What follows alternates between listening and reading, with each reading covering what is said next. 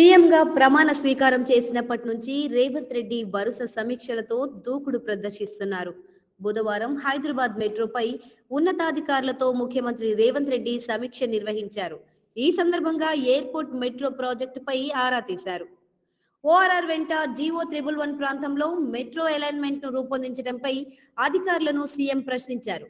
ఇప్పటికే ఓఆర్ఆర్ ఉన్న నేపథ్యంలో రాయదుర్గం నుంచి శంషాబాద్ ఎయిర్పోర్ట్ వరకు నిర్మించాల్సిన మెట్రో టెండర్లను నిలిపివేయాలని ఆదేశించారు. దానికి ఆల్టర్నేట్ గా ఎంజీబీఎస్ ఫలక్నుమా చంద్రాయన్గుట్ట ఎయిర్పోర్ట్ మీదుగా అలైన్మెంట్ రూపొందించాలని సీఎం ఆదేశించారు. ఇందుకుగాను 2 మార్గాలను సీఎం సూచించారు.